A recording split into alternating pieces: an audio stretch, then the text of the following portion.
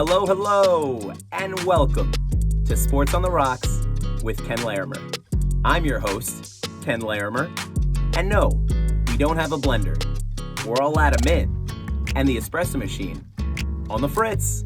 So all I'll be serving you is a big glass of what is happening around the sports world.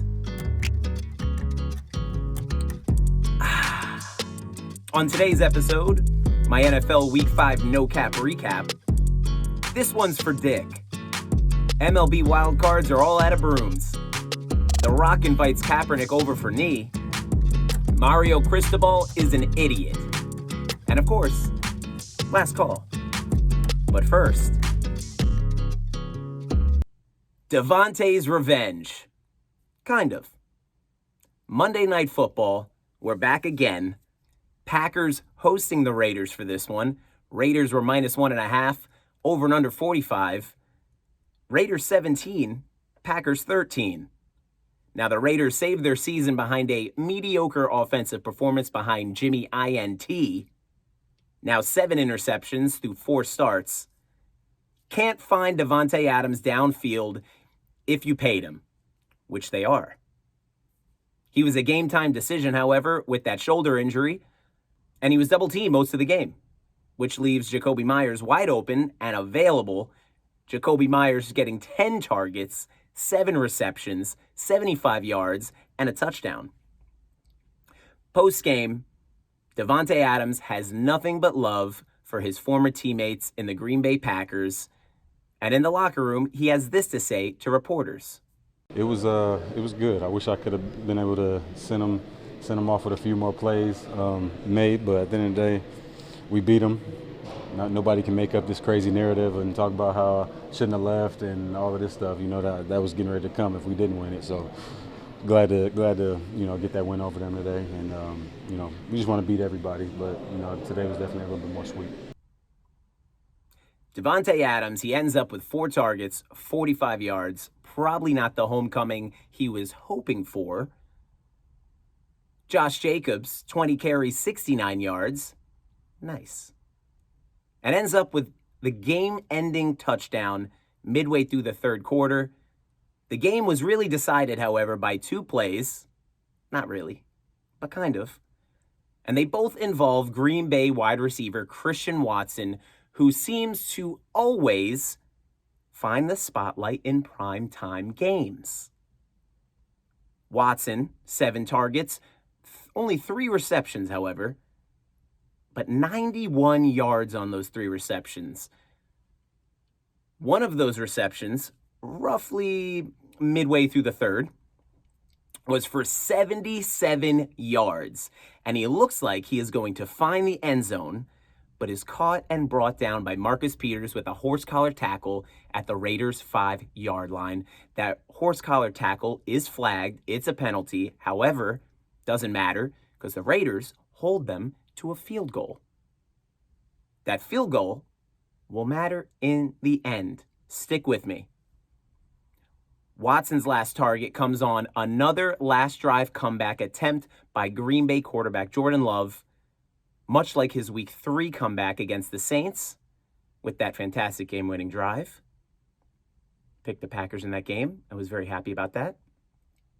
Great momentum on this drive. It looks like they're going to win this game. It looks like Jordan Love, who I labeled fourth quarter Love not that long ago. However, the Packers wide receivers, 2 drops on that drive, but still managed to get to the Raiders' 35-yard line, find themselves at 3rd and 10 with 44 seconds left. No timeouts. This is where it gets interesting. Love gets on the move. There's lots of pressure. He's felt pressure all game. Their offensive line sucks. Drives through the pocket and launches the ball in a very Patrick Mahomes-esque fashion. Off of one leg, throwing to his left with his right arm. Watson is in the end zone. He's one-on-one with Amik Robertson. The ball is underthrown. Unforgivable when you have a wide receiver like Christian Watson who can go up and get the ball 6'4" on a 5'9" Amik Robertson cornerback. The ball is intercepted. Game over. Or did Robertson get a little push off? If you're watching on YouTube, here's the video.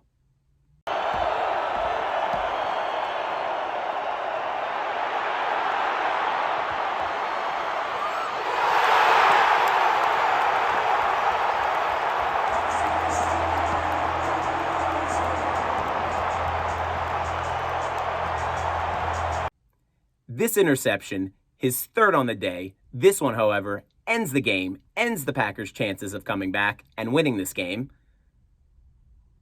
His first interception, honestly, it was baffling. Throws it directly to the defensive back.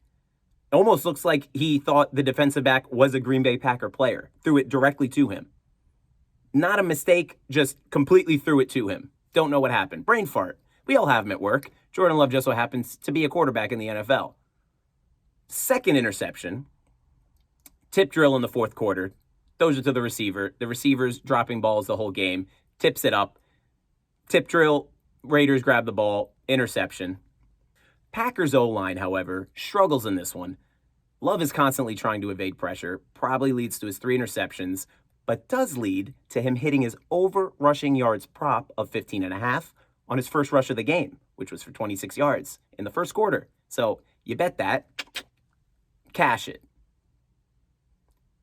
The Packers O-line definitely missing left tackle David Bakhtiari, who Green Bay just announced will get surgery and miss the rest of the 2023 season. His 5th surgery, by the way, after he tore his ACL at the end of 2020. The Packers also missing running back Aaron Jones for this one, who has a hamstring injury. But as I've said before on this podcast, A.J. Dillon, pretty much interchangeable. 20 carries, 76 yards, and a touchdown. A very Aaron Jones-esque stat line. But a cool matchup in this game between kicking brothers. Anders Carlson of Green Bay and Daniel Carlson of the Las Vegas Raiders, who were responsible for 12 of the 30 points actually scored in this game. Maybe the competition too much for Daniel Carlson, as he missed 2 field goals.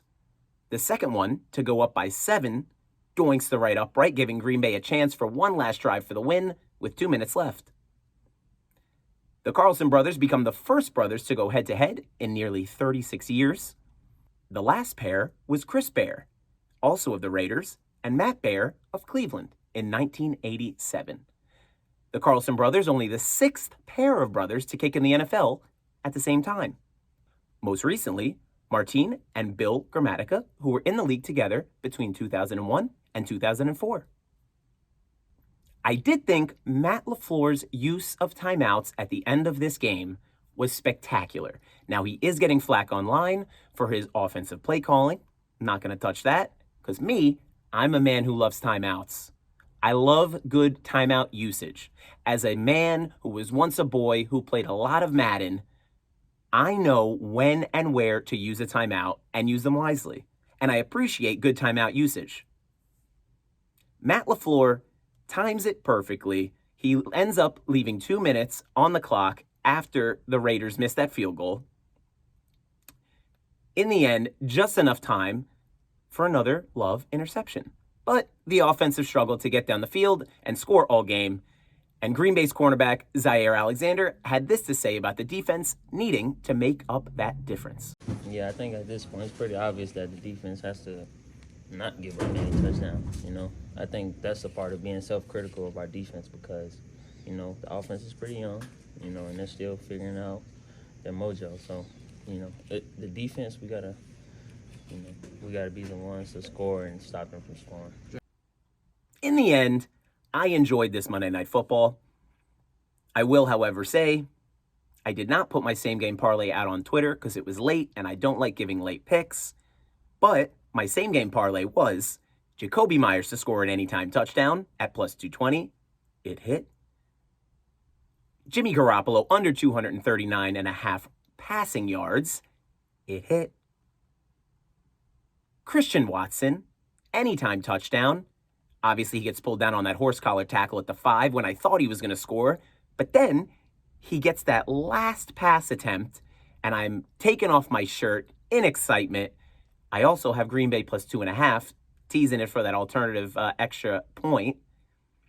So that last catch would have hit my same game parlay, which was roughly 30-1. But I digress. And I move on to my NFL Week 5 no cap recap. Now we're going all the way back. We're starting at the beginning. Thursday night football. Bears at Commanders. This one's for Dick. Commanders minus 6.5. I thought too many points and a weird spread. Over and under 44.5. Also weird. Two teams that really don't play defense. Final score, Bears 40, Commanders 20. Now, leading into this matchup, we get the news of Bears legend Dick Butkus passing overnight in his Malibu home. The team holds a moment of silence to start the game, and Mike Ditka had this to say about the decorated Bears linebacker. And these comments, courtesy of Jarrett Payton, who I've mentioned before in previous podcasts. He has a lot of good Chicago clips and videos. Walter Payton's son. Should have put those two together. You know, I played with some great ones. Nobody liked Butkus. I mean, he was mean. And he was not only mean, but he could back it up. I mean, he just played the game the way it was supposed to be played. And if you were going to play against him, you better be ready, because he was going to knock the out of you. Just the toughest son of a on the earth. He enjoyed kicking people's and I loved him for that. If everybody played like him, nobody would have scored on him. I love Mike Ditka. He always says what's on his mind, and he's old school, and I love it. Butkus played all 8 of his NFL seasons with the Chicago Bears from 1965 to 1973. He was voted to the Pro Bowl in each of his first 8 NFL seasons, selected as an All-Pro in 7 of 9 playing seasons, very impressive. Won 2 NFL Defensive Player of the Year awards, and inducted into the Hall of Fame in 1979 in his first year of eligibility. Butkus was named to the NFL All-Decade teams for both the 60s and the 70s, and voted to the NFL's 75th and 100th anniversary teams. Well deserved. Upon retirement, the Bears retired his number 51 jersey in the rafters, and Butkus enjoyed a second career as a popular actor, starring in dozens of movies and TV shows, including My Two Dads, Vegas, MacGyver, Hang Time, Brian's Song, where he played himself, The Longest Yard, Johnny Dangerously, Necessary Roughness, and of course, one of my favorite movies, Any Given Sunday. This was the Butkus game. The Bears mollywopped the Commanders. Justin Fields, 15-29, 282 yards, 4 touchdowns, adding 11 carries for 57 yards on the ground. This game was a confidence builder for the Bears. Lots of bad press the last few weeks. Nothing to build upon this whole season. Justin Fields, honestly, already getting talked about to be traded to the Falcons. Rumors swirling. The Bears already planning to have the first pick in the NFL draft and looking at Caleb Williams. Justin Fields and the Bears go, nah, not so fast. Justin Fields connecting with DJ Moore for 3 touchdowns, 230 yards on 10 targets, 8 receptions, and Moore had this to say about how he felt pregame. This morning, I was nervous, out of this world nervous, so I guess that was my body telling me that we was about to go off, so people was like, do you know how many yards you got? I'm like, please don't tell me. Let's not jinx tonight, and let's just focus on this win. But when we got off the field, it was all everybody telling me what I did, and it was good. The Commanders most definitely were haunted by the ghost of Dick Butkus for this game. I guarantee it. They go down 27-3 in the first half. They force rookie QB Sam Howell to throw for 51 times. Again, not a winning strategy, especially for a rookie quarterback. He did, however, complete 37 of them for 388 yards, 2 touchdowns, and an interception, but getting sacked 5 times. Never able to get Brian Robinson Jr. going in the backfield. Game was over before it started, but you had to know the Bears were going to show up in a huge way after the Dick Butkus news coming out overnight of his passing in his Malibu home. Which brings me to betting rule number 45. Never bet against a team who experiences a prominent death or even birth. And if you didn't know, now you know. But we head back across the pond for yet another cup of coffee matchup. The Jags versus the Bills. The Jags feel right at home. Bills minus 5.5, over and under 48.5. Jags win this one, 25 to the Bills, 20. This time, the game moving from Wembley Stadium over to Tottenham Hotspur Stadium, still in London, where fans more than dressed up for the occasion. Fantastic. Since the Jags had back-to-back London games, they remained in London roughly 2 weeks, while the Bills thought it a good idea to arrive on Friday morning and fly through the night. I don't know what their plan was with that. They don't understand how jet lag works. But clearly, whoever is in charge of the Bills' travel did not feel like this would be a problem. As Bills head coach Sean McDermott had this to say post-game about their effort. We'll see if whatever comes up down the road in terms of us coming back here, but we need to evaluate everything because I didn't feel like our energy was good enough early in the game. They had better energy than we did.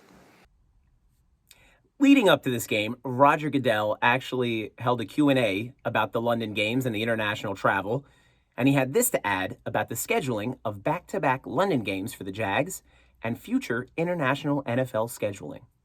Take a look. The Jaguars are playing consecutive games over here and staying over here.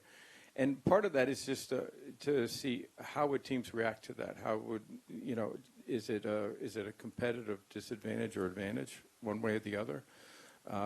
We'll learn something from that will help us determine, can we play more games? Could a team actually play over here? The schedule had the Bills listed as a home team for this one.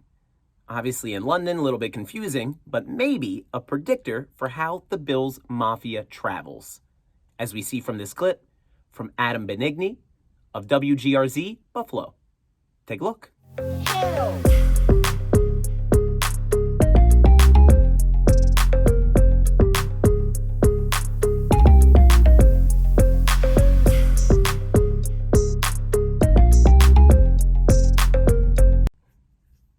But Bills fans, unable to make the trip, got good news from Governor Kathy Hochul, who ordered the state liquor authority to extend a deadline to allow quick approval of one-day permits to allow bars to open at 8 a.m. for the Bills game in London. Governor Hochul, always staying focused on hard-hitting legislature. Go Kathy. But back to the game. The Bills came out jet-lagged for sure, committing 11 penalties, moving them back 109 yards, almost 4 times how many rushing yards they had in this game. First half, real stinker on both sides of the ball, 7 of the 11 possessions ending in punts, and a first half score of 11-7. Another point isn't scored until roughly 7 minutes left in the fourth quarter when we get an ETN touchdown, one of his 2 on the day, along with 26 carries and 136 yards. Further proving my theory that I've talked about on this show before, and I will tell anybody that listens, that Travis Etienne needs to rush for 100 yards if the Jags are to win any game they play. The defense is good enough to hold teams at bay, but their offense has to maintain possession of the ball, which is exactly what they did in this one. As their time of possession, they held the ball for nearly a quarter more than the Bills. Very un-Bill-like, actually. Wide receiver Calvin Ridley, also back from the dead. After his last 3 games, he combines for just over 100 yards total. In this one, logging a stat line, 8 targets, 7 receptions, 122 yards. I wonder if he bet on his over. Ooh. Bills' offense came alive at the end of the fourth quarter. More evidence of what I believe was serious jet lag. They played 3 quarters. Back from the dead in the fourth quarter, they wake up, they go, oh shit, we're in London. Gabe Davis, 8 targets, 6 receptions, 100 yards, and a touchdown. Stephon Diggs, 11 targets, 8 receptions, 121 yards, and a touchdown. Overall, these London games are always a little weird. Betting-wise, anytime touchdowns for Gabe Davis and Stephon Diggs, hit.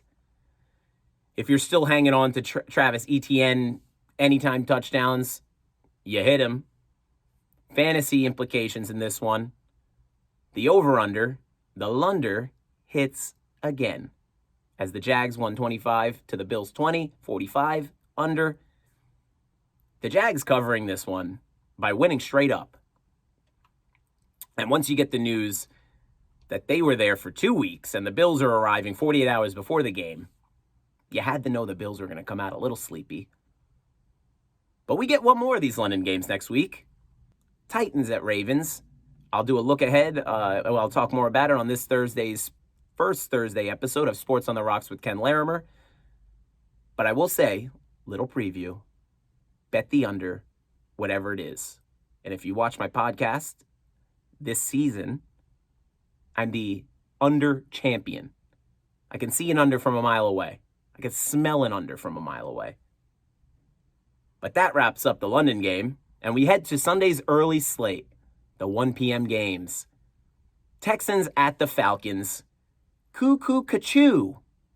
Texans plus 2.5, over and under 41.5. Falcons win this one in the end, 21 to the Texans 19. Now this game is decided by Younghoe Koo's 37-yard field goal. He was 2 for 2 on the day. And I love whenever he comes out, it sounds like he's getting booed by the entire stadium, and he's not getting booed. They're yelling, "Koo," which is probably one of the cooler things in sports. His counterpart, Texans kicker Kaep Fairbairn, was 4 for 4 on the day. And a fun fact, Kaime's full name is the longest in the NFL, and is as follows.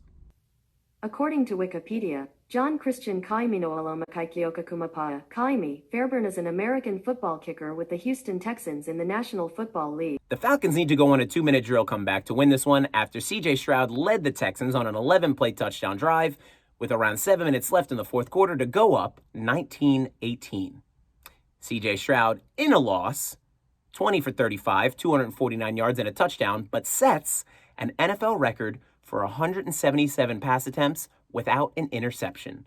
This record breaks Dak Prescott's previously held record, and Stroud set the rookie record last week with 151 attempts without an interception. Racking up the records and also proving that you should be putting in a C.J. Stroud Rookie of the Year future prop right now. I think I said it was like plus 275 last week. It's probably dropped a little bit, but still good value because it's almost a guarantee. He is playing lights out. Barring injury, C.J. Stroud is your Rookie of the Year this year. Offensive Rookie of the Year.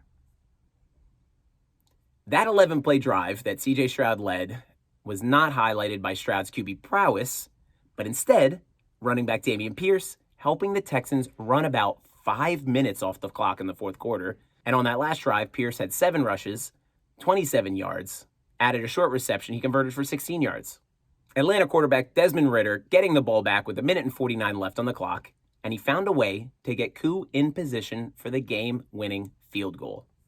Ridder is 5-0 at home in his career now, playing for the Falcons, and has this to say about his game-ending drive. We proved we could stay calm, we could stay collected. That was one of my first true 2-minute drives. I didn't try to rush anything, didn't try to force anything, just stayed within my game.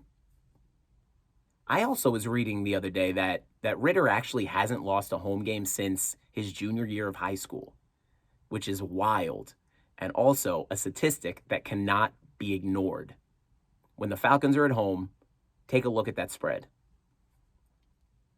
Ridder in this game, 28 of 37, 329 yards, 1 touchdown, 0 interceptions on the day. And the Falcons must have been listening to all the flack they're getting about misusing Kyle Pitts, because he gets 11 targets in this one, 7 receptions, 87 yards. Head coach Arthur Smith had this to say about Pitt's explosive performance. I said this a million times. It's a long journey back. Everybody is different, and when it clicks, you know. See how it feels this week? It's not... People forget. You get callous to the fact that some of these injuries these guys come back from, I mean, I know they look like superheroes sometimes, but they are human. And it was great to see it. He got into a rhythm, and he made some enormous plays for us. Now, I don't know what this has to do with the Falcons not using him appropriately throughout the entirety of his Atlanta tenure. And a lot of Pitt's highlights are basically him completely losing defenders, being wide open, doing one of these, and not getting a look. A lot of DBs in the dust, and his stats don't reflect that.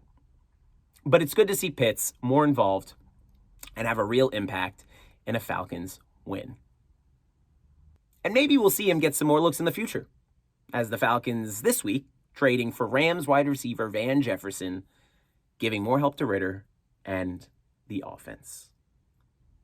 Next up, Panthers at Lions. And then there was one. Lions -10. This line shifts all over the place pregame, up to as much as 13.5. Over and under 44.5. Lions 42. Panthers 24. The Lions roar in this one. With this loss, the Panthers and rookie quarterback who they selected with the 2023 first-round pick, Bryce Young, become the last winless team in the NFL. Game is a complete blowout. Young's picked off twice in the first half. And running back Miles Sanders fumbles to put them down 28-10 before the start of the second half. Lions allowed 2 garbage time touchdowns to the Panthers in the fourth quarter, which starts 35-10. Still, Adam Thielen getting his 11 receptions, 107 yards, and a touchdown. Rumors of the Panthers looking for a wide receiver 1 to add to their roster look more and more like it may go the other way around. Adam Thielen might be shipped off to a playoff contender. Or they'll hold on to him and they'll try and build for the future. Gives Bryce Young something to throw to, someone to throw to, someone who could catch. We'll see how this season progresses and where the Panthers' trajectory ends up. It's not looking good. With Lions running back Jamar Gibbs, who has been electric this season, out with injury, his hamstring hurt in Friday's practice, David Montgomery reminds us he is kind of good at rushing.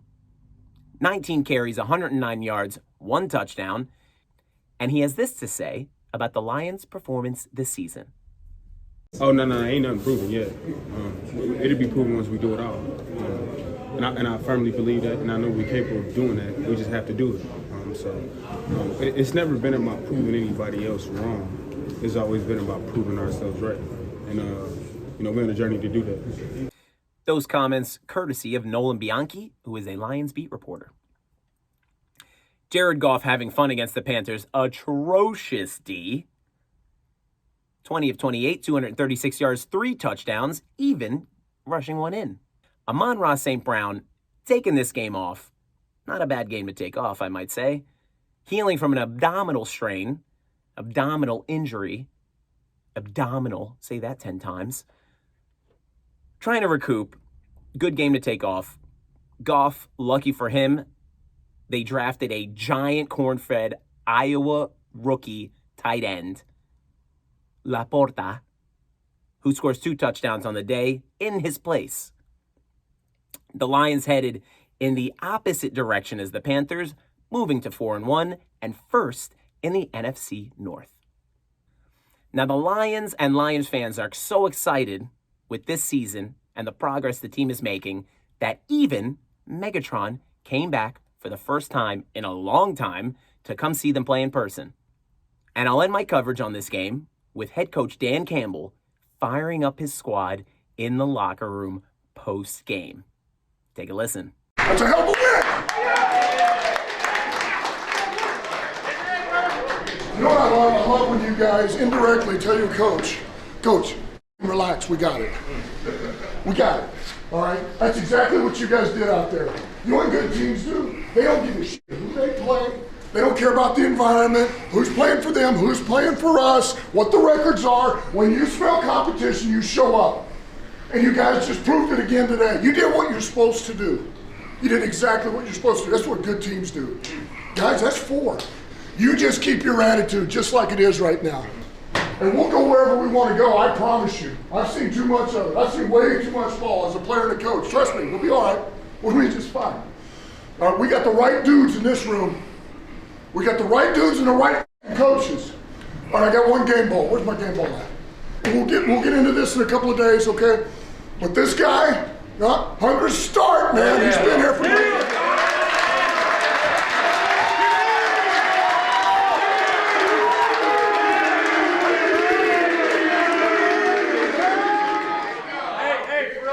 Hey, this means a lot to me.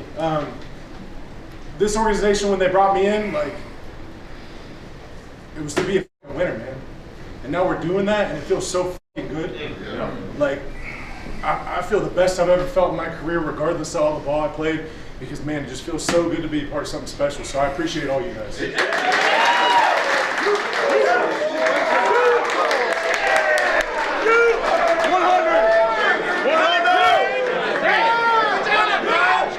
Lions on three. 1, 2, 3. Lions! Now, I love Campbell, and I love the Lions this season. There is just so much to root for. Dan Campbell, of course, was the interim head coach for the Miami Dolphins. They played so hard under him. It was a tough season. He made a lot of mistakes. But I feel like what he learned as the Dolphins head coach, he took into the Detroit Lions locker room, and they look like they are buying in. They're biting off kneecaps, as Dan Campbell might say himself. They're playing hard. They're all young. They're all feisty. I'm also happy for Jared Goff. I feel like he kind of got railroaded in Los Angeles, though Matt Stafford definitely better than Jared Goff. But Jared Goff playing great. They're giving him weapons. The defense is playing strong. Aiden Hutchinson picked up in the draft. And I'm looking forward to potentially watching them in the playoffs. Next up, Titans at the Colts. The Ken was right game of the year. Colts plus 2.5, over and under 42.5. The Colts win this one, 23 to the Titans 16. Now, the Titans are bad on the road.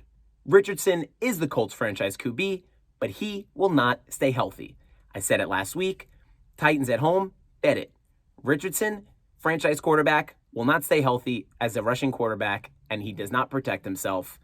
Richardson, in this game, on a 4-yard rush late in the first half, brought down hard on his right shoulder. His throwing shoulder, nonetheless, stays on the ground, doesn't get up, goes to the locker room, does not return.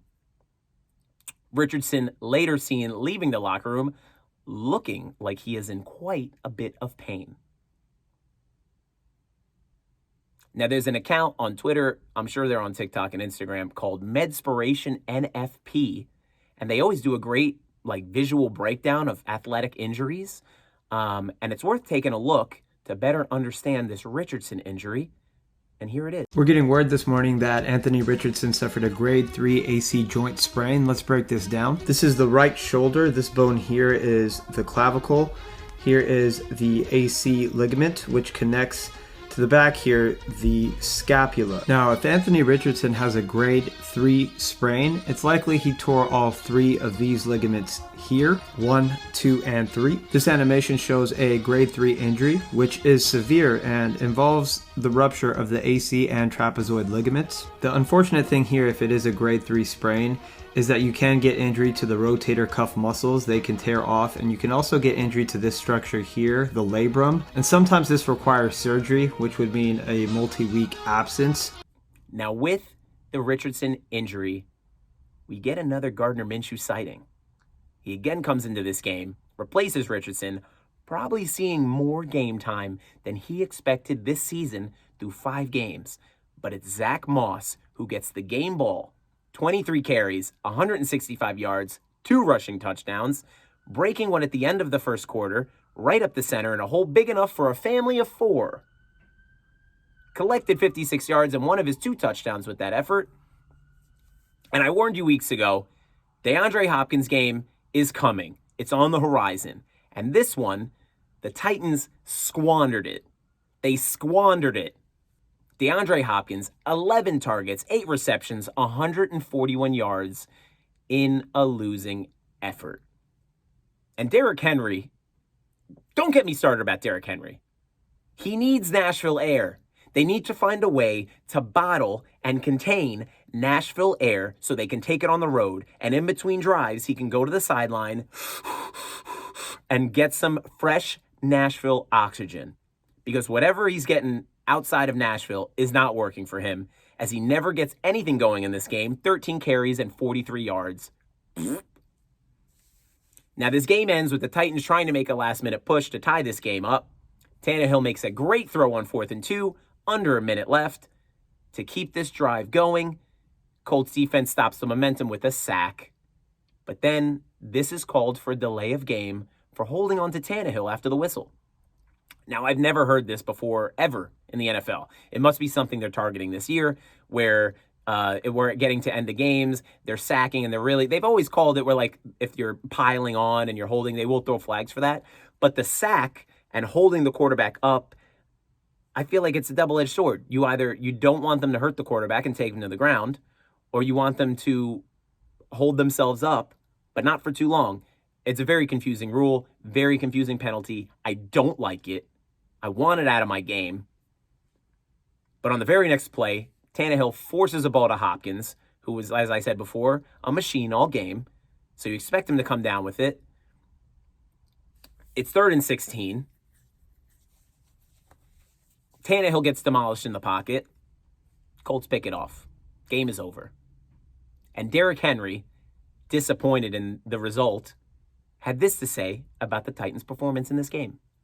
We are who we showed last week, but I think it's just, we gotta live it each and every day. I don't think it's just gonna happen. I think that today they were just a better team. We didn't execute the way we need to, but we know how to. So it's just getting back to that, being focused, and then just playing with confidence and having fun, but knowing that we need to get better and improve quickly. Thanks, sir. Those comments courtesy of Paul Kaharski, NFL on Twitter. Morale overall seems very low in the Titans locker room. Every clip I found inside the locker room, from Derrick Henry to DeAndre Hopkins to head coach Vrabel to the defense, seems lost, at a loss for words, without explanation for their performance. Their next matchup will not be any easier. As I said before, they travel to London to play the Ravens, which will most likely be a very run-heavy game. They better pack Derrick Henry some Nashville oxygen. Otherwise, it's going to be a long game. But this game will come down to their 16th ranked defense holding Lamar Jackson in check. Next up, Giants at Dolphins. Goodbye, Daniel Jones. Van Ginkel sacked you to the ground. You didn't have time to scramble. The Dolphins cover the spread. Ooh. Dolphins were minus 10.5, moved all the way up to like 13 pregame. Over and under 48.5. Dolphins 31, Giants 16. It is so much fun to watch the Dolphins this year. I can't keep, look at this smile. This is the smile of a Dolphins fan this season. We have endured so much pain. I was a kid in the Marino years. We have never experienced a real playoff win in my lifetime, in my adult lifetime. I love Davante. I love Tyreek Hill. I love the Dolphins.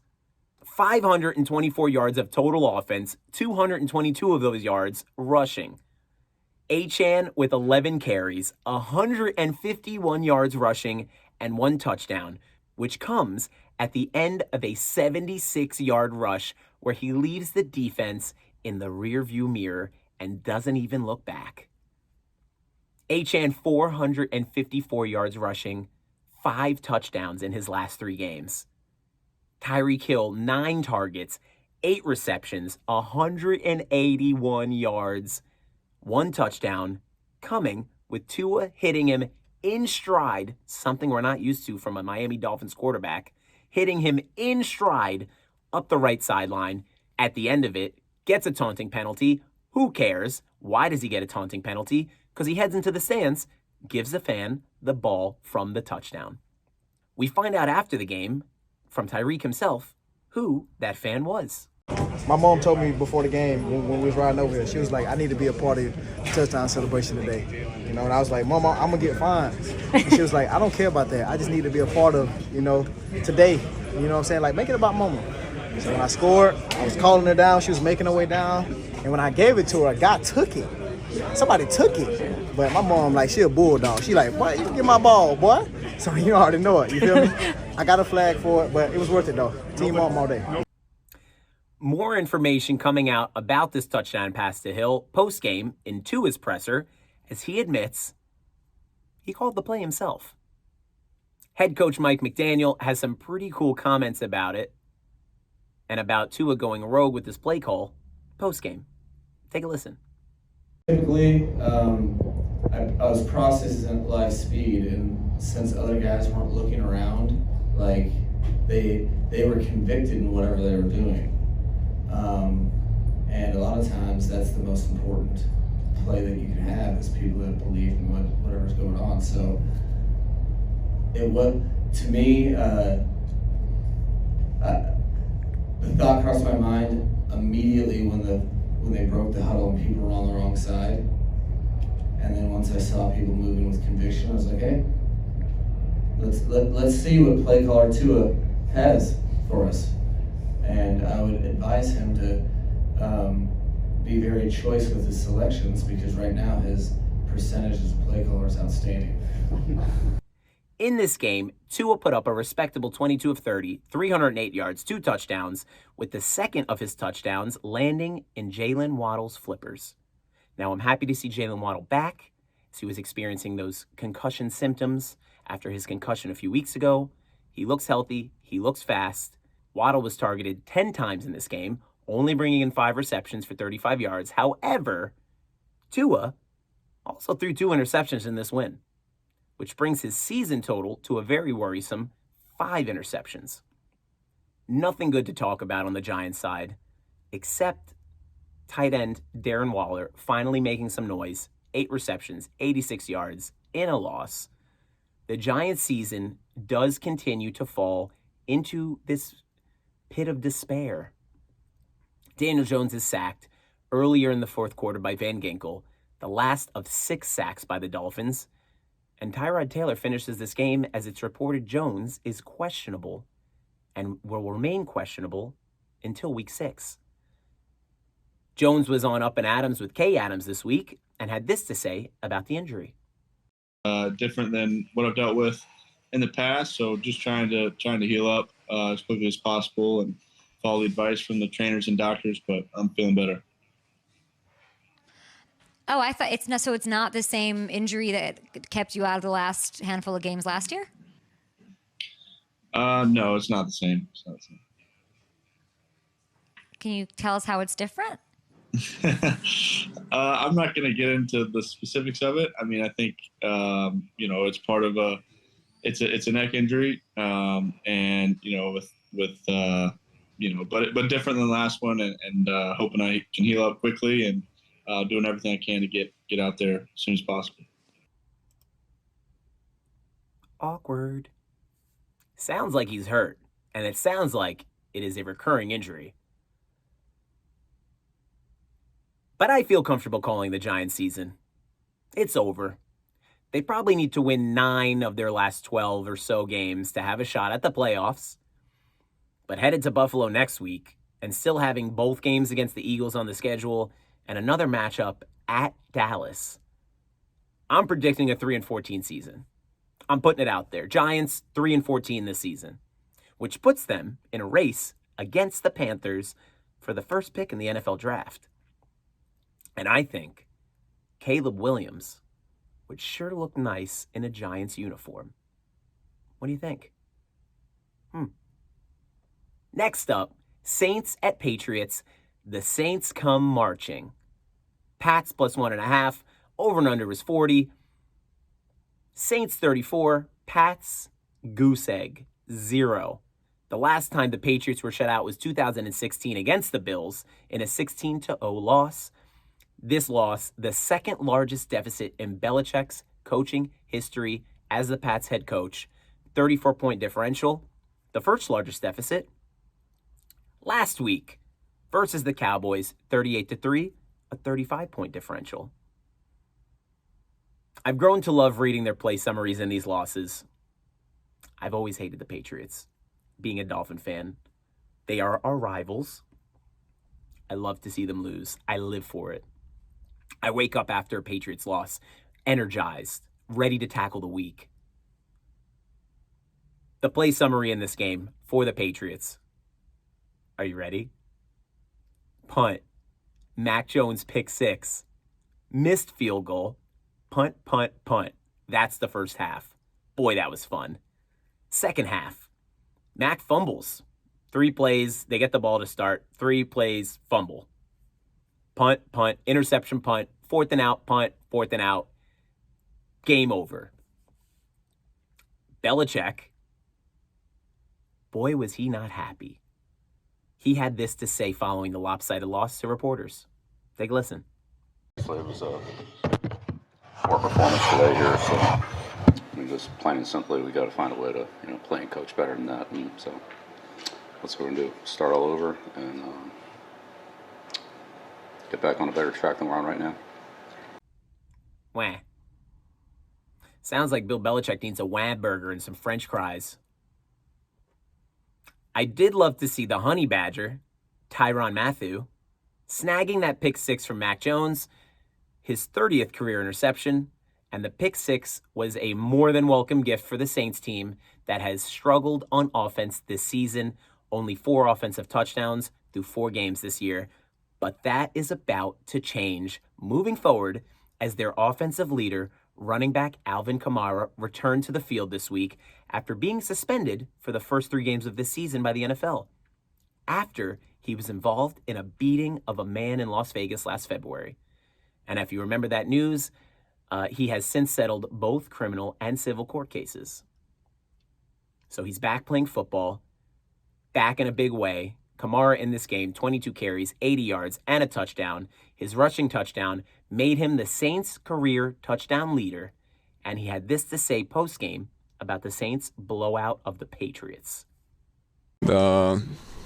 Pete was good today. I think it was good to see Pete out there having fun. It was like he took a deep breath and just exhaled. It was collaborative though, I think anytime we can go out there, execute. We still have some penalties. Foster owed me one. Seas, I think, owed me one. Shaheed owed me one. I'm just recalling everything that hindered us from being having the score go even higher. But anytime we can go out there, collaborate. I think me and Derek were talking all game. I was going to Pete, kind of trying to nudge him to run some things that Mike likes, that the O-line likes, some things that I saw that I like. Me talking to JT, talking to RC, just collaborating and doing what everybody's comfortable with doing.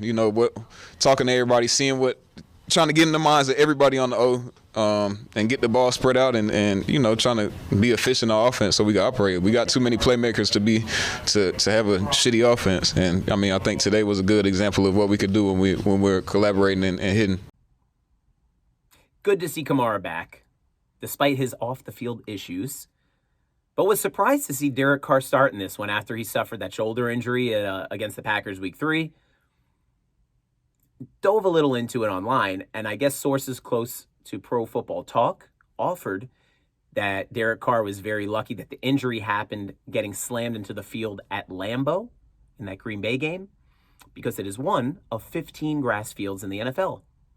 And if it would have happened on artificial turf, the turf, I guess, does not absorb forces, but ricochets them back into the body, unlike real grass that absorbs. Interesting. And good for Derek Carr, because in this game, he gets to throw 18 of 26, 183 yards and 2 touchdowns. The Saints seem to be getting it together at the right time, and their schedule is very winnable. Pulling it up real quick, at Houston, home against the Jags, at the Colts, home against the Bears, at Minnesota, at Atlanta. That potentially could be 6 wins. Home against Detroit, home against the Panthers, home against the Giants, at the Rams, at the Bucks, playing the Panthers again at home. A very winnable schedule. Saints also, like, who can hate the Saints? Especially after, if you remember, the Superdome, when they Katrina hosted everybody and the team was basically playing away games all the time.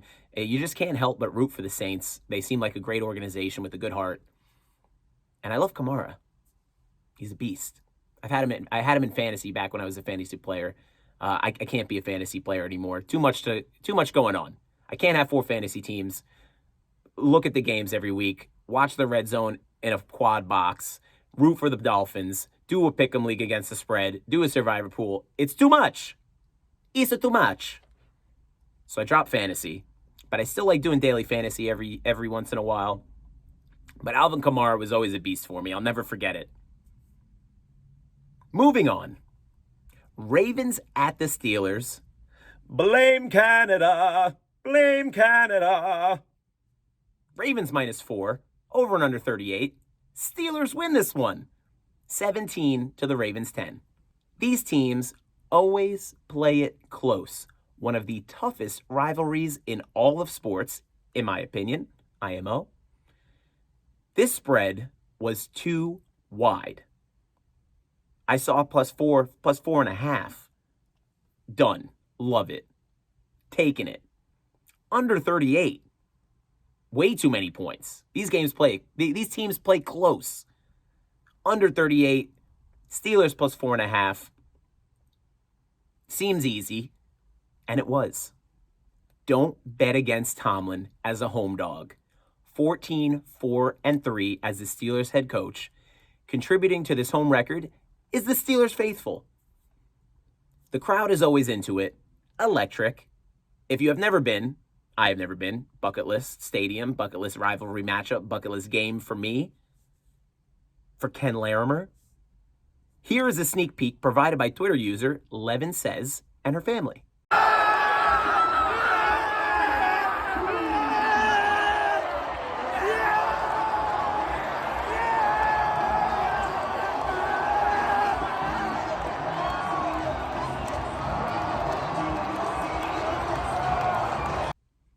If that doesn't get your heart pumping, I don't know what will. Again, bucket list game. Would love to go to Heinz Field. I don't think it's Heinz Field anymore. A Krisher? A Krisher Stadium? No. Not my stadium. Heinz Field. Would love to go to Heinz Field. Want to experience that firsthand. Heinz Field. Come get it. Pickett questionable coming into this game after suffering a knee injury against the Texans last week. I saw some videos, some sicko recorded their practice, and he looked awful. Wasn't moving a lot, making throws, but really just stagnant.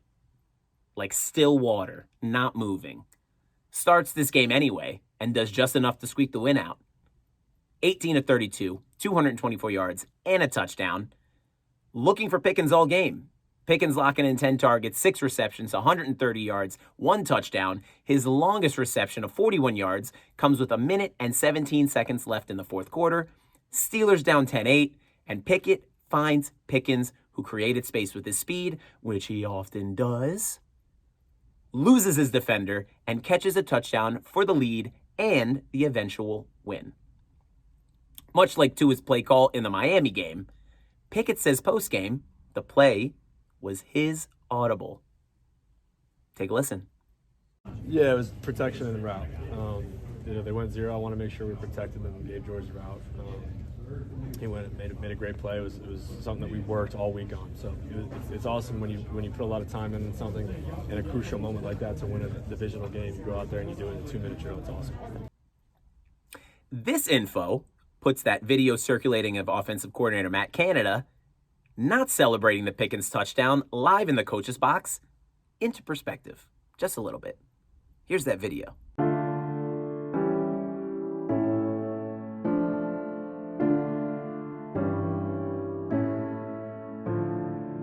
Now, Steelers fans, not happy with Canada this season. Offensive struggles every game. Play calling is terrible. It is so bad that even at the Penguins game this week, NHL season starts, at the Penguins game this week, a Fire Canada chant broke out. Here it is.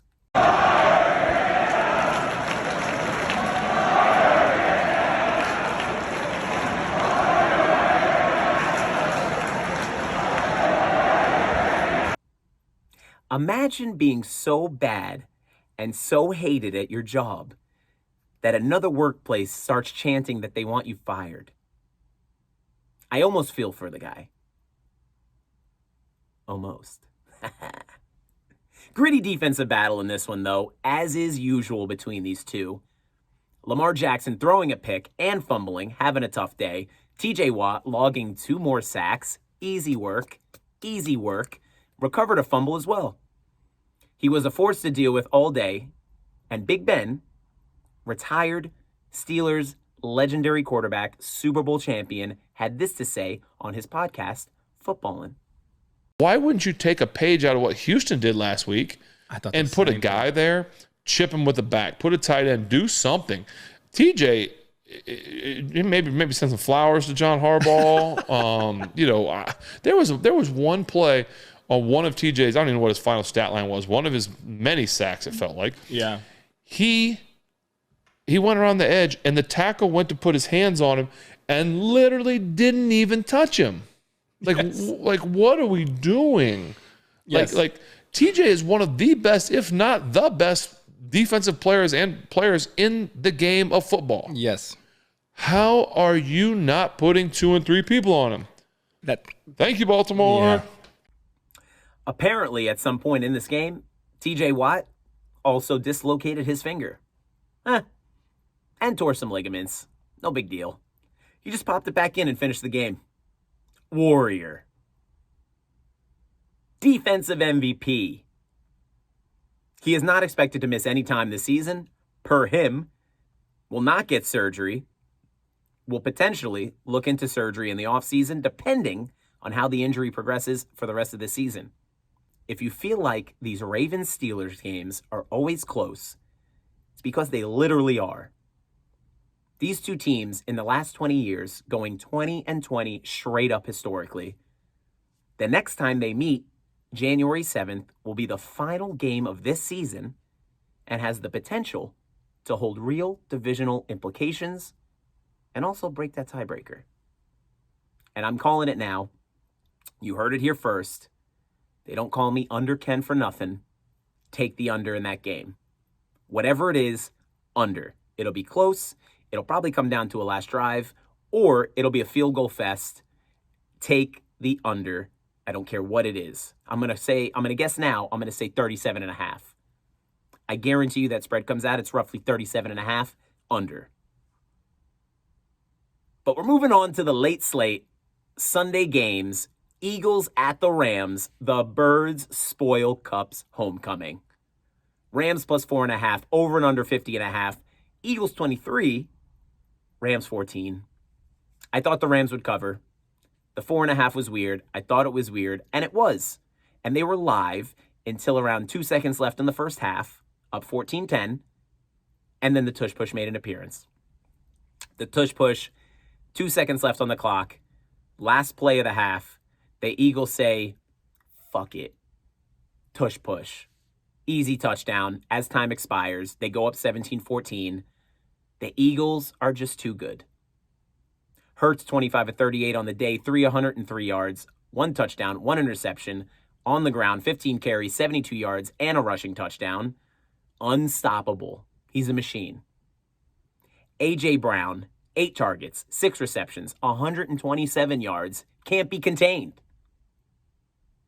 Dallas Goedert has his second best game in an Eagle uniform, 9 targets, 8 receptions, 117 yards, and a touchdown.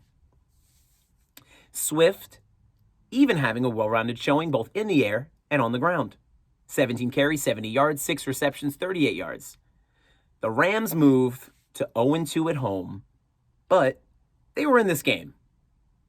Kupp and Puka playing together for the first time this season was fantastic, fun to watch, electric. Kupp getting 12 targets, 8 receptions, 118 yards. Welcome back. Ooh. Puka 11 targets, 7 receptions, 71 yards, and his second touchdown of the season. Puka Puka. Stafford really had a good game. However, felt tons of pressure. Everybody let the Eagles get Jalen Carter. Mistake. Potent Eagles D sacks him 4 times. 21 of 37, 222 yards, 2 touchdowns. Rams running back Kyron Williams struggled against the Eagles D-line, and it was directly reflected in the lopsided time of possession in this game. 37 minutes for the Eagles, 22 minutes for the Rams. Not the only running back to struggle this year against the Eagles. It's not Kyron's fault. He becomes the first running back actually this season to eclipse 50-plus rushing yards on the ground against this stiff Eagles D. Stiff D. Rams will not be fighting for their division as the 49ers are already running away with it, gone and away. If they were to catch them, it would be one of the bigger upsets of this season. The 49ers, already favorites to make it back to the Super Bowl again, but the Rams are looking like live wild card candidates. With the rest of their schedule, very winnable. Very winnable. Only real tests, in my opinion, at the Cowboys, at the Ravens, and at the 49ers to finish the season. It's only 3 games. Long season ahead of them. We're coming up on week 6. I think the Rams will be okay as long as everybody stays healthy. Stafford getting hurt, always worrisome. But the defense is okay. The defense is good. They still have Aaron Donald. Cooper Kupp remains healthy. Puka Nacua, young, fast, stays hungry. I like the Rams for the wild card. I don't know if they'll do anything in the playoffs. I really think there are probably 4 teams that have a chance to win the Super Bowl this year. And you know I love the 49ers. 49ers future. I locked it in when I told you. I think the 49ers win the Super Bowl this year. But anything could happen. It's the NFL. Parity occurs every week. But we move on. Bengals at Cardinals. Jamar Chase is always open. I'm open. I'm always fucking open. Excuse my profanity. I'm sorry. Bengals -3. Over under 44.5. Bengals 34. Cardinals 20. I'm officially calling it off. Chase Diva Watch is officially over. Consider him fed and satisfied. 19 targets, 15 receptions, 192 yards, 3 touchdowns. 3 touchdowns. Breaks Carl Pickens' 25-year-old franchise single-game receptions record with 15 receptions. 1 touchdown came on a deep route across the center where Burrow hits him in stride for 63 yards. Chase explains that play, that fantastic athletic play, here to reporters. I'm open. I'm always fucking open. Excuse my profanity. I'm sorry. If you are recovering from injury and having a rough season, the Cardinals are a good way to get out of that slump. Burrow slinging it all game. Let me say it again. Burrow slinging it all game. 36 of 46, 317 yards, 3 touchdowns, getting picked off once. Cardinals headed into the fourth quarter, down 24-20, so not so quite out of it. But Cards QB Josh Dobbs struggling mightily in this matchup. Fourth quarter stats: sack, fumble, interception, downs. It couldn't get any worse for the Cards. Except, maybe, James Conner, their starting running back, hurting his knee in the second quarter after a long rush. Post-game, head coach Jonathan Gannon had this to say on the injury. Sorting through that one too. Not trying to be coy with you guys. It takes a little bit of time to figure out, injuries and opinions from people and what's the best thing to do with everybody. So still sorting it out. Well, it seems they have sorted it out after all, with Conner being put on IR and looking to miss multiple weeks. Moving on, Jets at the Broncos. The Broncos can't hack it. Jets +1.5, over and under 43.5. Jets 31, Broncos 21. Now this one's an interesting one. the Jets found weird inspiration for this win as they rallied around their offensive coordinator, Nathaniel Hackett, who was fired by the Broncos last season for being one of the most incompetent head coaches I've ever seen. They fired him with a 4-11 record and didn't even let him finish the year, as he deserved. In August, newly hired Broncos head coach Sean Payton was interviewed by USA Today and had this to say about his predecessor. Hackett's time in Denver might have been one of the worst coaching jobs in the history of the NFL. That's how bad it was. Now, the Jets took this personally. They put this on the bulletin board. They riled up the troops. They got ready for battle to fight for their coach, their new coach, but a coach nonetheless. As the Jets come out of the tunnel, tight end CZ Uzomah had this to say to the team. Coach made this shit personal. Well, fuck him and fuck them. This ain't about them. It's about us getting back on the right track. Let's win this bitch for Hack. Come on, put up 3, 1, 2, 3, win. I understand rallying around your new coach, but their offense has been terrible under him, their new offensive coordinator, Nathaniel Hackett. But it's not completely on Hackett, but it sure has something to do with him. He's the leader of that offense.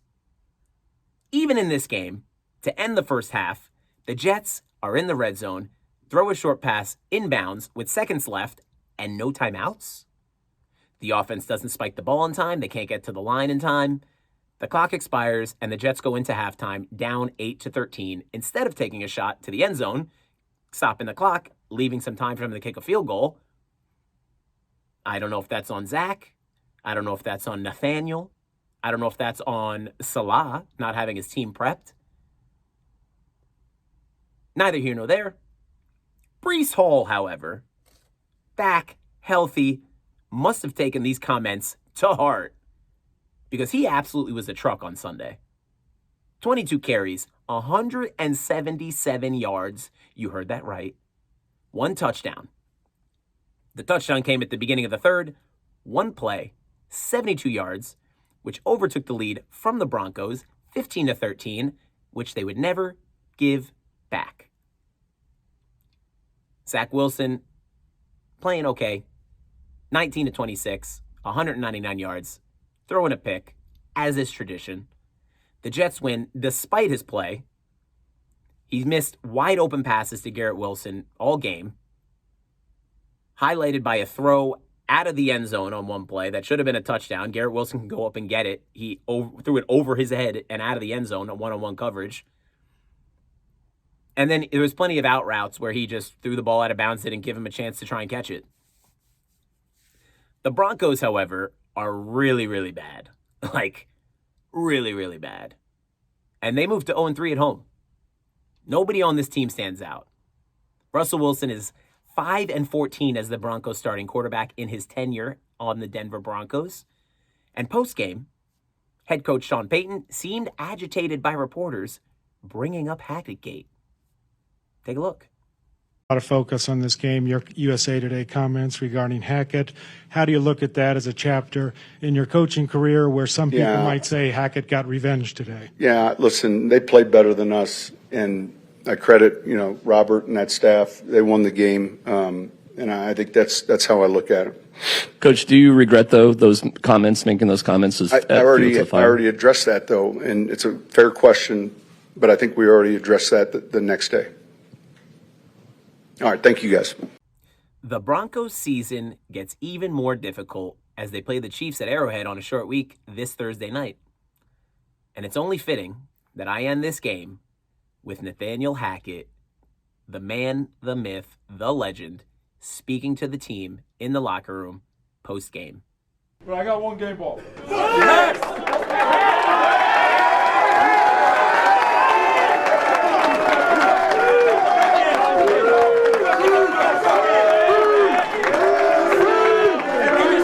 I want you guys to know it's an honor to be with you guys. Watching that defense go out there, sack him, get turnovers, it's absolutely beautiful. Watching this offense run that ball. Breece, that is tough. Hey, it's only the beginning. We all could get better. Myself included. I just appreciate all you, man, especially as I get to know you guys. Appreciate you. Let's get Jets on three. Jets on three. 1, 2, 3. Yes, sir. The Jets should take some time and enjoy this win. Because next up, they have the undefeated Eagles at home. Gonna be a whomping. Calling it now. Moving on. Chiefs at the Vikings. The refs must have Chiefs future bets. Chiefs -4, over and under 52.5. Chiefs 27, Vikings 20. This game was as close can get. Glenn Close. That's how close it was. Total yards breakdown in this game. Chiefs 333, Vikings 329. Passing yards, 266 Chiefs, 259 Vikings. Rushing yards, 67 Chiefs, 70 Vikings. Time of possession, 32 minutes Chiefs, 28 minutes Vikings. Mahomes, 31 of 41, 281, 2 touchdowns and 0 interceptions. Cousins, 29 of 47, 284, 2 touchdowns, 0 interceptions. In a game this close, it truly comes down to a handful of plays. But in this case, we can once again circle a play where the refs bail out the Chiefs and help them to a victory. 4th and 12. 5 minutes left in the fourth quarter.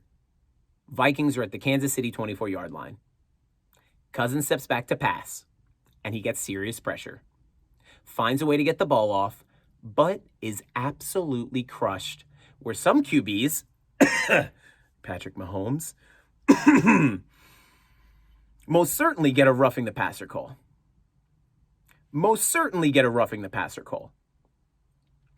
He is targeting wide receiver Jordan Addison, who has quarterback Trent McDuffie all over him. Most definitely defensive holding, if not defensive pass interference. Flags do get thrown in the end zone. So you go, all right, I can live with that. Then, when Chiefs cornerback L'Jarius Sneed sees the flags on the ground, he takes his helmet off and begins to protest to the refs, which should be a penalty of 15 yards, which would result in an automatic first down for the Minnesota Vikings. This is where the refs swoop in, once again, much like they did against the Jets last week. The refs get together. They pick up the flag in the end zone. As they say, the ball was tipped at the line of scrimmage, which means the ball is live and there is no defensive pass interference. No flag. Video shows the ball was never tipped, and it's not reviewed much further than that. One ref visibly is seen and recorded telling Sneed, put your helmet back on before I give you a flag. Is what's going on. A warning. I don't remember any other NFL team getting a warning when they take their helmets off. It's not fair. And they don't throw a flag for the taking the helmet off, which is super rare. I feel like that's one of the weirder penalties that I've witnessed in the NFL is the helmet off thing. No matter what point in the game is, no matter what point in the game we are, no matter what player it is, you take your helmet off on the field. They've done it after touchdowns. They've done it after penalties. They've done it at the end of games when there's still some seconds off and they flag. They, without hesitation, are flagging players for taking their helmets off on the field. Except the Chiefs, when they're only up by a touchdown and the Vikings are driving to tie the game in the fourth quarter.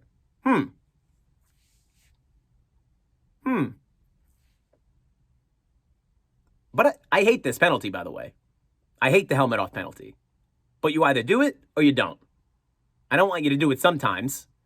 I don't like penalties that give the refs some control or allow them to have some opinion on the flag. It either is a flag or it's not. But lastly, if you remember, Cousins gets walloped on this play. Not even an afterthought. They never mention it. And this one feels like stars get the calls, and Cousins isn't big enough for them to feel the need to protect him, which is a very common thing in the NFL and the NBA, going cross associations. But I feel like if you're going to protect the quarterback, you can't let Kirk Cousins just get walloped. You got to call it. One of these 3 flags. So any 3 flags. One they actually threw was the defensive pass interference that they picked up because of a phantom tipped ball. But the helmet off, the roughing the passer, they're getting a first down regardless of what flag they want to throw. 0 flags. Even after all of this, the Vikings hold the Chiefs to a punt on their next drive. And they get the ball back with a little over a minute left. But they run a 7-play drive that gets them to the KC 38, stunted by a Cousins sack to cap off the 27-20 victory for the Kansas City Chiefs, with Taylor Swift not in attendance. So maybe she's not a good luck charm after all. Maybe we should ask all of her exes if she's a good luck charm. The Vikings took a bigger L in this game because Justin Jefferson pulling up in the 4th quarter, holding his hammy, and this week being put on IR, expected to miss multiple weeks, and most certainly, as we've seen with Mike Evans and a slew of other wide receivers, will never be the same, and most definitely will not be the same for the rest of this year, which might not be that long for the Vikings as they drop to 1-4, and they're 0-3 at home. Now, I picked the Chiefs for this one, but I really like the over. And I feel like the over was stolen from me because if the Vikings score, it's 27-27, that's 54. We go to overtime, doesn't matter. The over's 52.5. It was stolen from me. And I took that personally. I just hope that I'll be on the right side of one of these absurd Chiefs endings someday soon. Amen.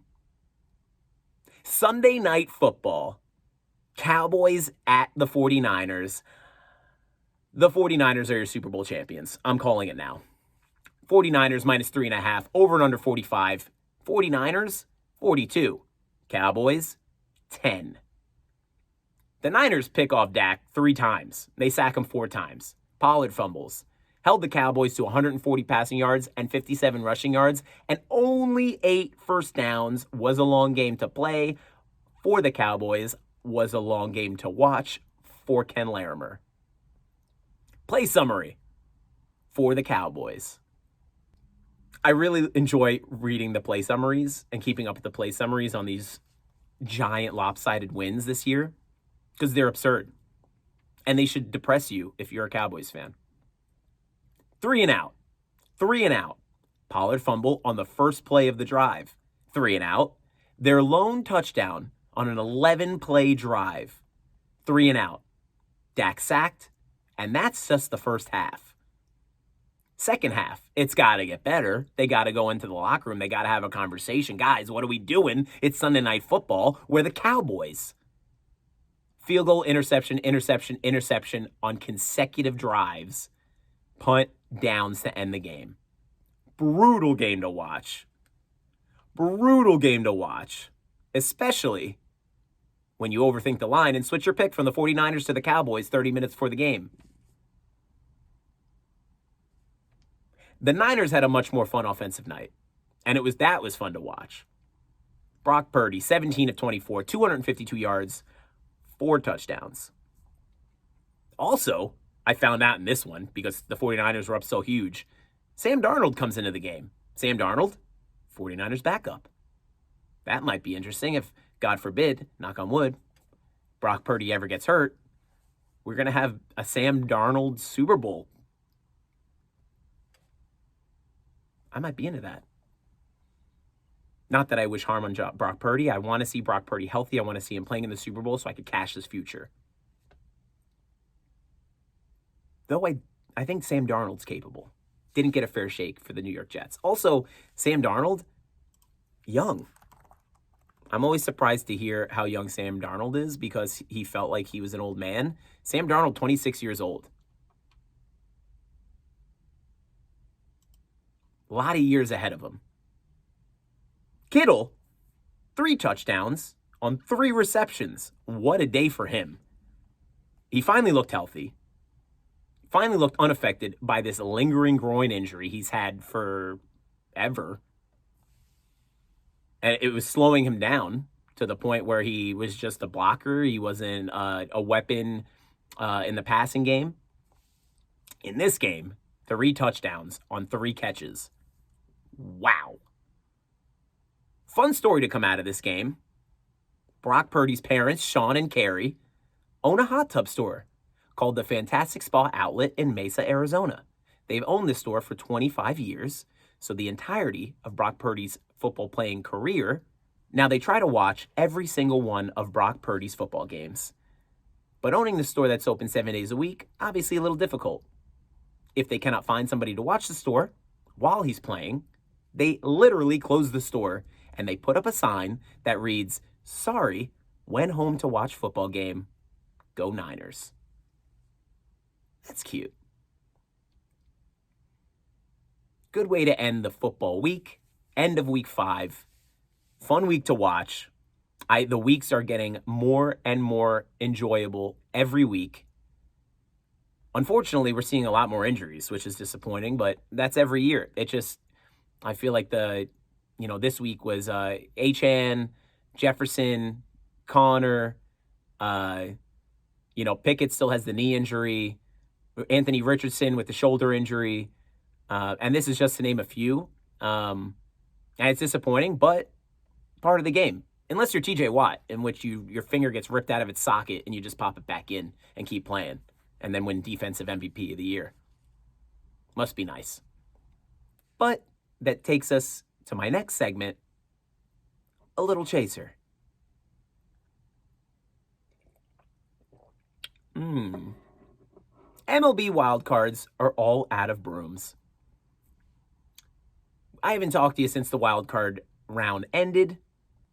All 4 wildcard matchups end 2-0. Sweeps. Sweeps week. Texas over Tampa Bay. Texas wins 4-0, 7-1. Tampa Bay sets the MLB record for the lowest attendance in a playoff game. 19,704 people showing up to their Game 1 loss. This is the lowest attendance in any Major League playoff game since 1919, which was a Game 7 matchup between the White Sox and the Reds. The Twins hammered the Blue Jays 3-1-2-0 behind a fantastic performance from their starting pitcher, Pablo Lopez, former Marlin.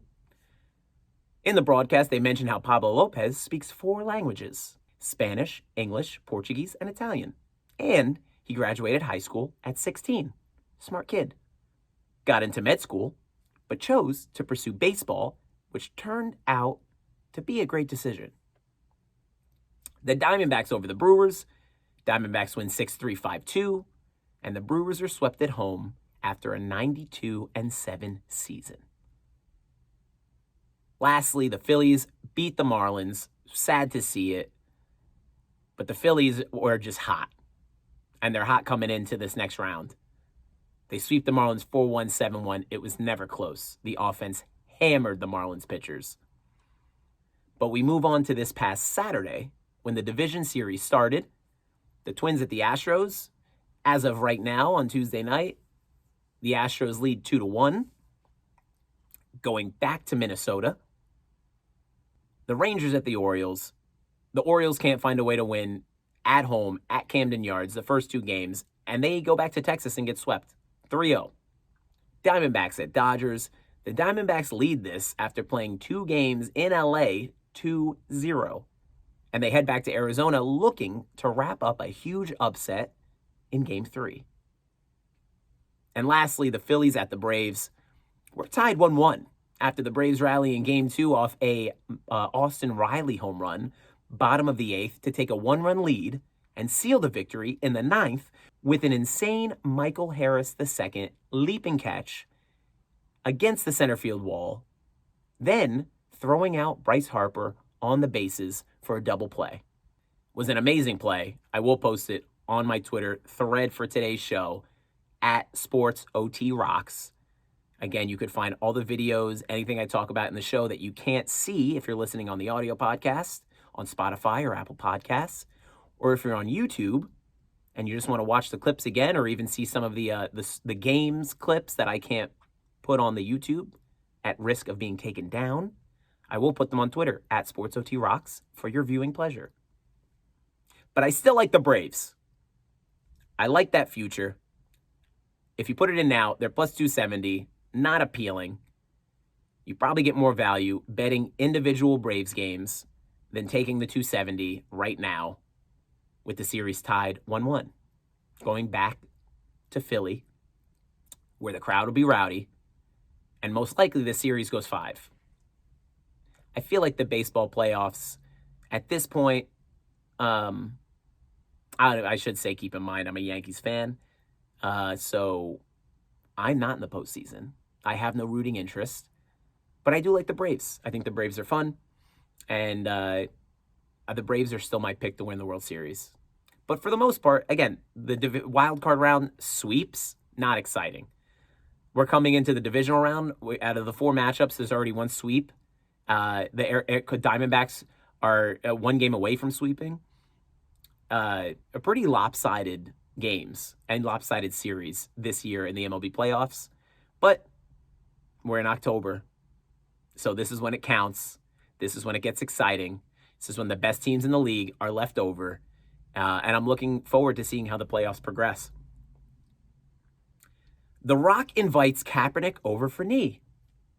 The Rock, now owner of the XFL, said via Instagram he had a good meeting with banished NFL quarterback Colin Kaepernick and his agents about possibly joining an XFL team this coming season. He continued, he doesn't see it happening, but we'll see. Kaepernick recently released a letter through rapper J. Cole, because of course, if you want to play in the NFL again, you talk through J. Cole. He releases a letter through rapper J. Cole asking the Jets to add him to their practice squad. But Kaepernick has not played in the NFL since 2017, so doesn't look likely. Maybe he should take the XFL gig. It would be fun, it'd get his name back out there, knock off the rust. I don't see Kaepernick ever playing football again. But he made his choice. He stood up for his cause and his beliefs, and I respect that wholeheartedly. But the sacrifice is he will never play football again. And I don't know if he thought about that when he took his stance.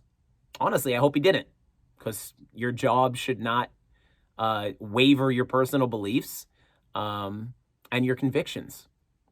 With that comes never playing in the NFL, as he's been blackballed, but the opportunity to play in the XFL, which again, I think he should take. If he really wants to play football, play in the XFL. This last one's going to get me heated. Let me get a sip of this. This one's going to get me heated. Mario Cristobal is an idiot. Mario Cristobal, the second-year head coach of the Miami Hurricanes football team, made one of the biggest coaching blunders of all time. And to make things worse, it wasn't the first time.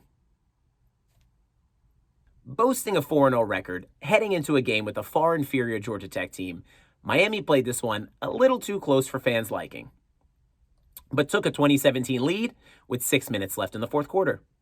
After forcing Georgia Tech to punt after 3 plays on the next drive, the Hurricanes successfully run the clock and get the Yellow Jackets to burn all 3 timeouts.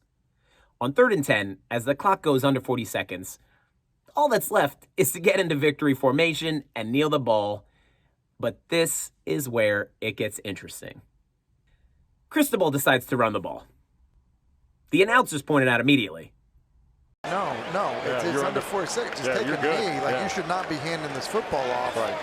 I don't know what Miami is doing. Wrong decision. Stupid decision. Anything could go wrong. Why are you not kneeling? Before they can literally finish their sentence on the air, the Hurricanes running back hits the hole, fumbles, and it's recovered by Georgia Tech's defense. It's like your worst nightmare as a Hurricane fan comes to reality. It's hard to believe. Still, the game is not over after this mistake, but it is for sure worrisome for fans at the stadium and fans at home. But it quickly gets worse.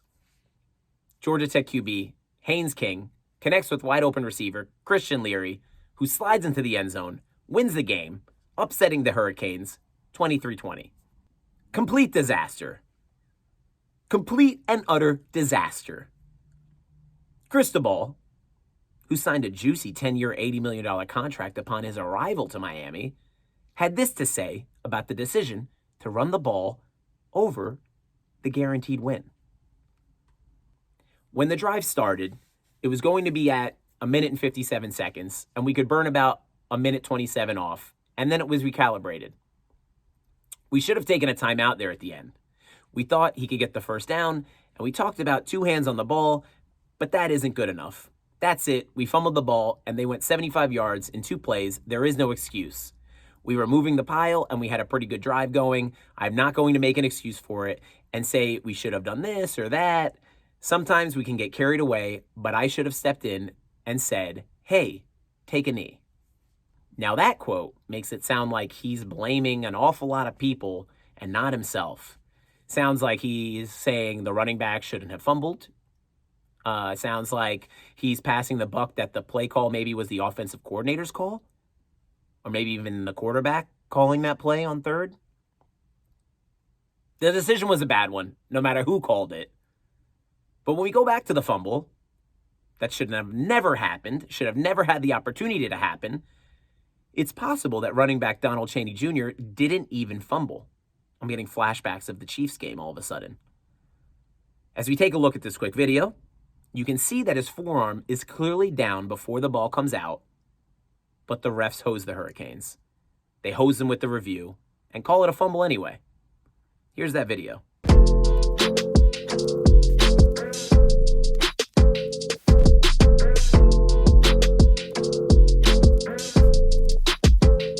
Now, a coach making a single mistake is possibly forgivable, though it is the craziest mistake I've ever seen in a football game. I think this mistake is over an Orlovsky, which we've talked about last week. Over running out of your own end zone and taking a safety on accident. Because this is a win. All they have to do is kneel the ball and they win. It's one decision and they win. You don't make that decision, you potentially lose. You guarantee to win if you kneel. If you run the ball, there's a potential that you lose. Coaches are all about analytics. You would think you'd take the guaranteed 100% all the time win. I don't know. I'm just a fan. What do I know? I'm just a fan with a podcast.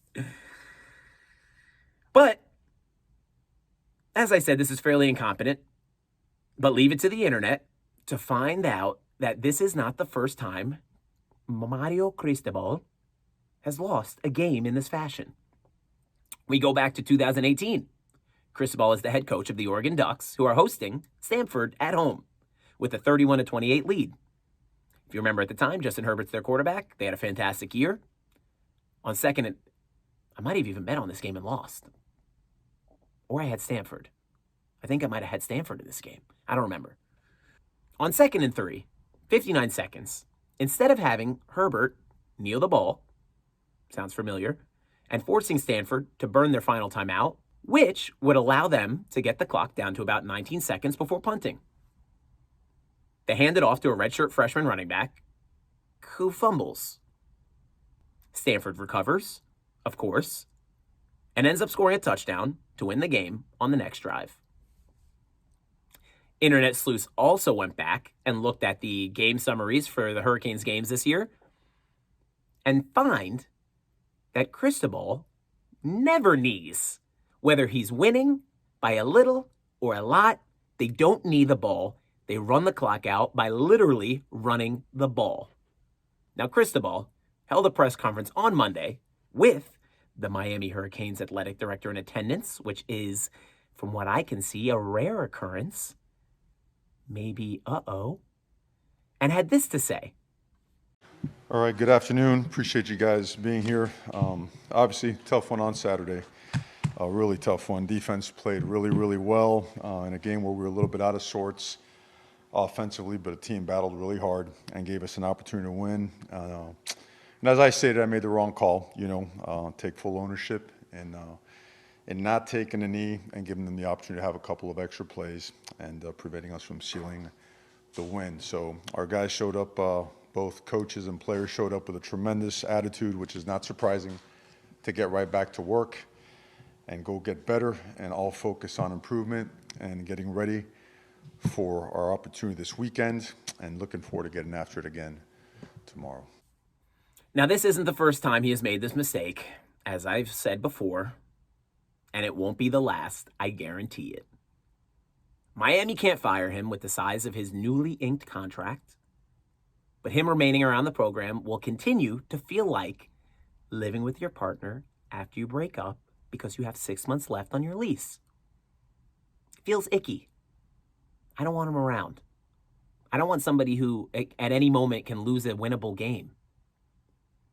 I don't want somebody around my team that could be so incompetent and make such a blunder with so many years of experience and knowledge that the announcers on the game, the fans in the stadium, the players on the field, me watching at home, all know you just have to kneel the ball and you win.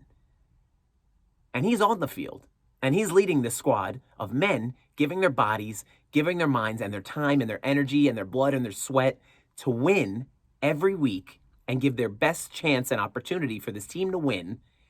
And he is making one mistake that gambles that. Ugh. I said I was going to get heated. Moving on to a segment that I like to call, Now That's Cool. This episode of Now That's Cool has a little yin and a little yang. It involves MLB playoff wildcard winners and losers. Now you may think, what's cool about losing? Well, watch these videos and I'll explain after. And we're going to start on a high note with the Philadelphia Phillies celebrating their wildcard win in their locker room, popping bottles, popping champagne. Some of the best baseball we played all year long. No wheels, bullpen, you guys are studs. Go to the field, boys. Oh, boy. Rock to Atlanta, we got something for them. JT, how many more we got? We got 11 more! I get chills. Like, I don't know if you can see it. I got chills. The hair is standing up on my arm. I love locker room celebrations. Also, who doesn't like to pop bottles? Not a big Phillies fan, but who cares? I love to see teams celebrating success. They all work so hard all season. And to reach this pinnacle of their sport, playing for their division, a division championship, to move on, getting past the wild card is a tough enough task. And watching the Philadelphia Phillies pop bottles, celebrating their team win, I get chills. On the other side, maybe that was a little yin, we'll call this a little yang. We get a video of Jose Berrios, former Twins player, watching on, losing dugout, as his former team, the Twins, celebrate their wild card win. Let's take a look.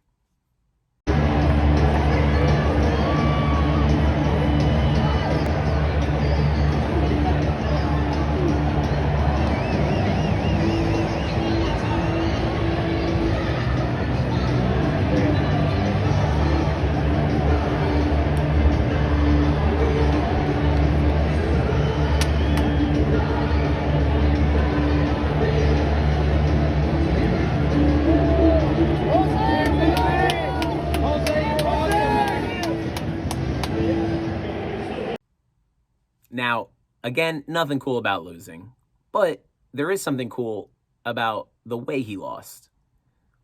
He clearly is feeling a little left out of this championship. He played on the Twins for quite a few years. They never did anything while he was there. He gets traded to the Blue Jays, a winning team, and he watches the team he was on and was losing on win their wild card matchup. You hear in the video the fans in the crowd, Twins fans, still cheering on Jose Berrios. Love Jose Berrios. Loved him as a Twin. Love him as a Blue Jay. I thought him coming out to congratulate his former team was pretty cool. And though he's a losing player on a losing team and contributed a losing effort, to be honest, his heart is still with his former team and his former players and his friends. And he may even consider them family. And it was nice to see him kind of looking on their celebration And as he's waiting on those steps, watching them celebrate, it looks like he's just waiting to say congratulations to either a specific player or just generally just taking it in. The video just shows Jose Barrios has respect for his former team and his former teammates, wants to dap them up, wants to say congratulations, even though his team experiences a loss and is done for the year. So that's a little yin, a little yang. We see the Phillies win. We see Jose Barrios and the Blue Jays lose. But both videos make it on this episode of Now That's Cool. And we'll end this episode, as we do all episodes, with Last Call.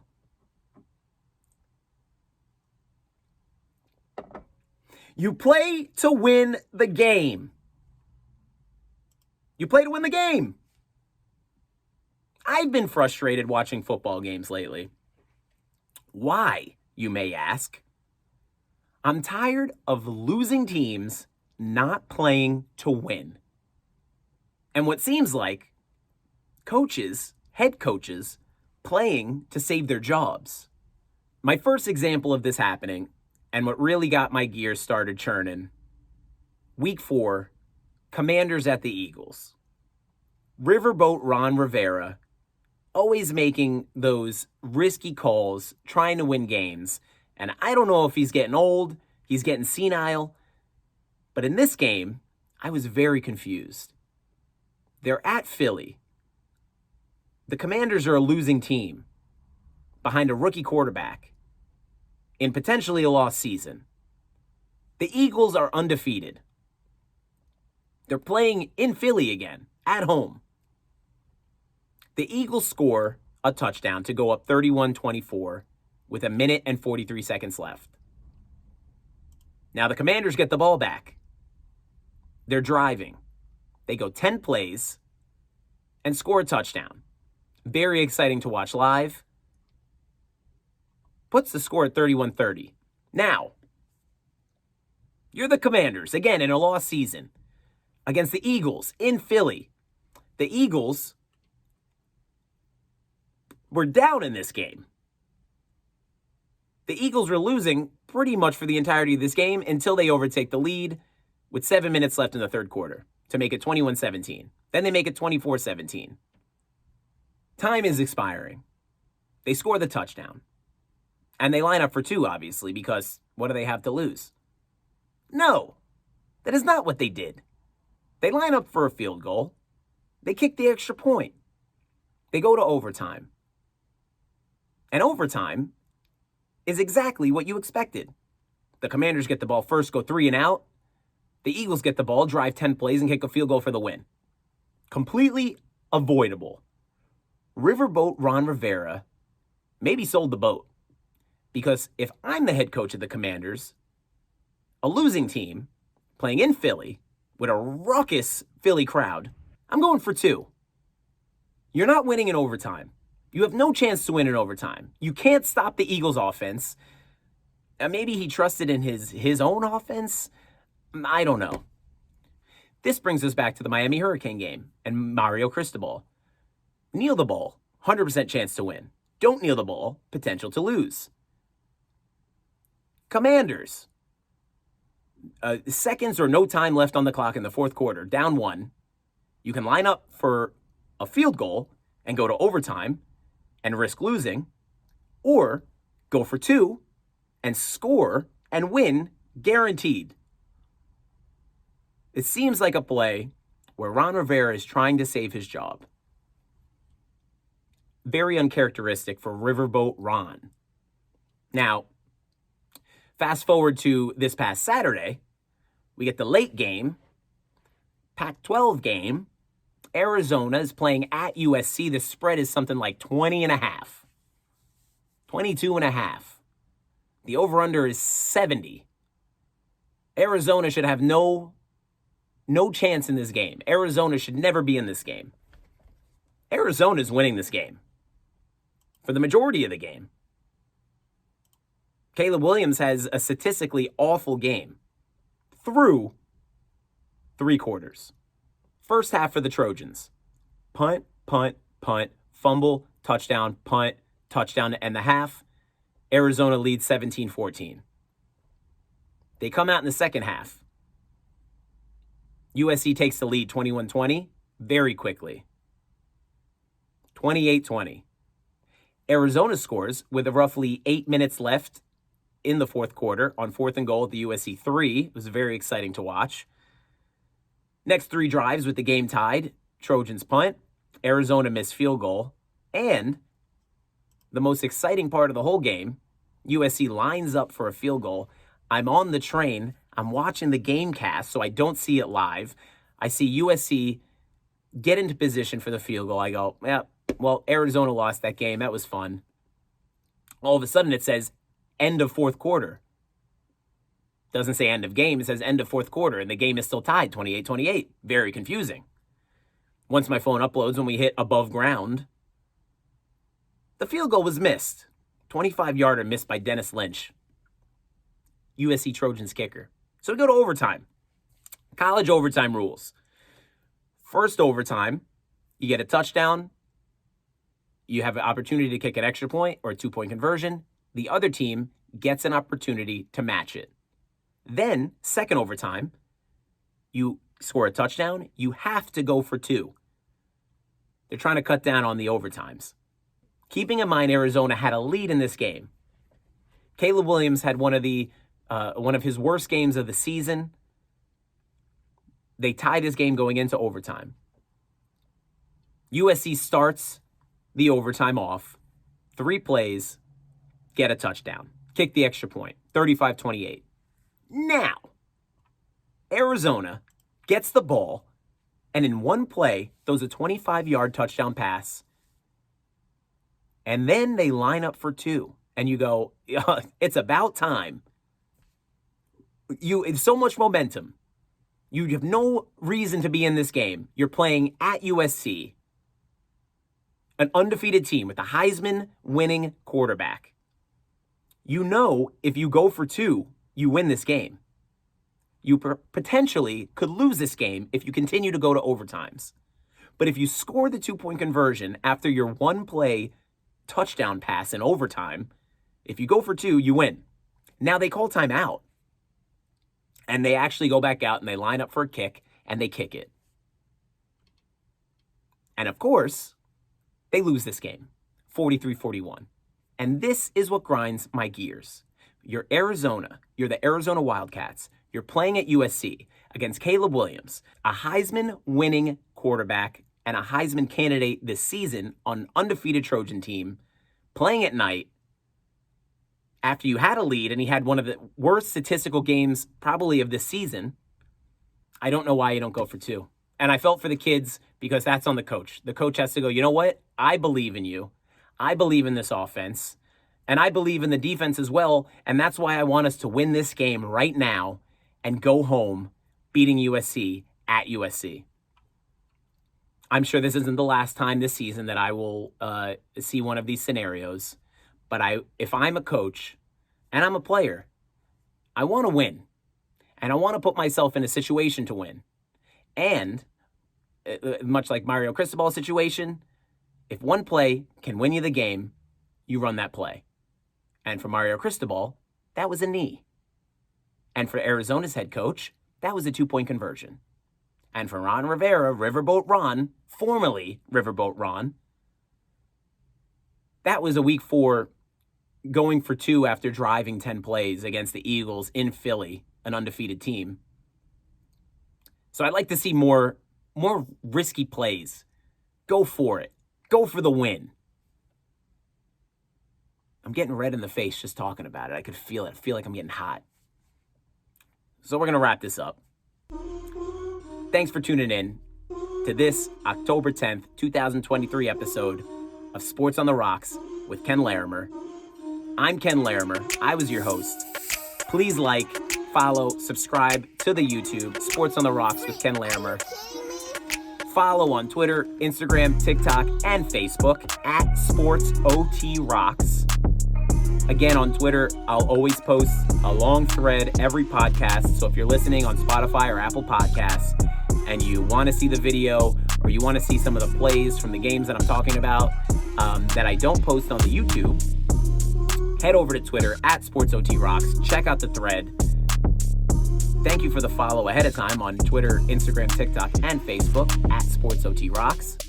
Remember, new episodes I always record on Tuesdays and Thursdays and put them out as soon as I finish them. I am the only person editing this video and the audio and recording and researching and finding all the videos, so bear with me. But new episodes are always recorded on Tuesdays and Thursdays. This Thursday will be the first Thursday episode of Sports on the Rocks with Ken Larimer. Every Tuesday, at least for the football season, I will have my no cap recap for the NFL week. And on Thursdays, this Thursday, I will have my first high-key Week 6 preview. Where I'll actually break down all my betting picks for each game. But thanks for tuning in, and I'm looking forward to talking to you on Thursday. Again, this is Sports on the Rocks with Ken Larimer. I was your host, Ken Larimer. And I'll see everybody Thursday. Don't forget to tip your bartenders.